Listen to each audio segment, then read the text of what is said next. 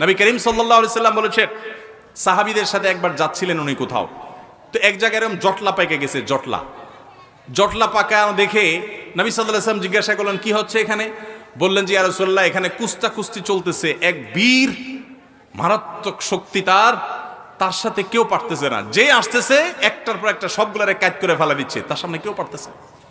তখন নবী করিম সাল্লাল্লাহু আলাইহি সাল্লাম বলেছেন, তোমাদেরকে কি আমি বলে দিব এই লোকটার চাইতে বড় বীর কে?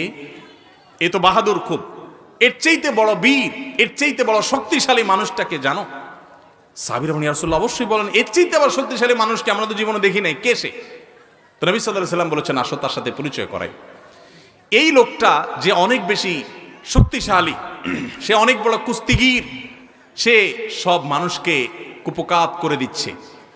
এর চাইতেও বেশি শক্তিশালী, এর চাইতেও বড় বীর, বড় বাহাদুর হলো সে, যার মাথা যখন চরম রাগান্বিত হয়, মাথা যখন রক্ত যখন লাল হয়ে গরম হয়ে যায়, মাথা যখন তার হট হয়ে যায়, এই গরম হওয়ার পর, রাগ উঠার পর, চরম রাগের মধ্যেও যে নিজেকে ধরে রাখতে পারে, কন্ট্রোল করতে পারে, ডিলার মতো ছেড়ে দেয় না রাগ, যেখানে সেখানে যা তা করে পরে বেজ্জত হয় না, মুখ ছোট হয় না, নিজেকে যে নিয়ন্ত্রণ করতে পারে, এই লোকটা হলো এই কুস্তিগীর লোকদের চাইতে বড় বীর।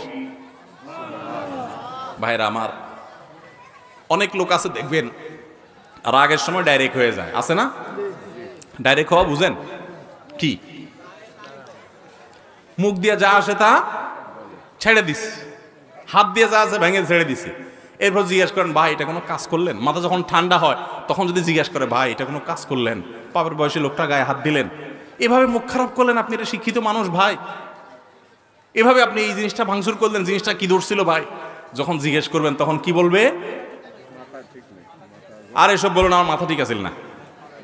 তো মাথা ঠিক না থাকলে তার নাম কি?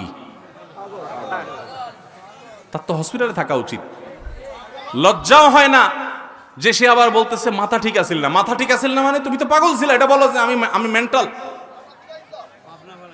ভাইরা আমার, এইরকম মেন্টাল মানুষ আমাদের সমাজে ভরা, ঠিক না ভাই? ঠিক, সমাজে ভরা। ডাইরেক্ট হয়ে যায় যে এটা তো ডায়রিয়ার রোগীর মতো। ডায়রিয়ার রোগীর যখন ডাইরেক্ট হয়ে যায় তখন বেচারারা কন্ট্রোল নিজের প্রতি থাকে না, টয়লেট পর্যন্ত যাইতে পারে না, আগেই কাম সেরে যায়, ঠিক না ভাই? ঠিক। তো যে ব্যক্তির রাগ আসার পর এটা ধরে রাখতে পারে না, কন্ট্রোল করতে পারে না, ছেড়ে দেয়, যেখানে সেখানে যা তা গড়ায় ফেলায়, এই ব্যক্তি হলো এই ডায়রিয়ার রোগীর মতো ডাইরেক্ট হয়ে গেছে, লুজ হয়ে গেছে। এই সমাজে টাইট মানুষ বেশি না লুজ মানুষ বেশি? এখন কি টাইট হবেন না লুজ হবেন? নিজের সঙ্গে সংগ্রাম করবেন যে না, যত কঠিন পরিস্থিতি আসুক আমার মুখ খারাপ হবে না, মুখ দিয়ে গালি বের হবে না, হাত ছুটবে না, আমি অন্যায় করব না, আমি নিজেকে কন্ট্রোল করব। আল্লাহ আমাদের সবাইকে সেই তৌফিক দান করুন।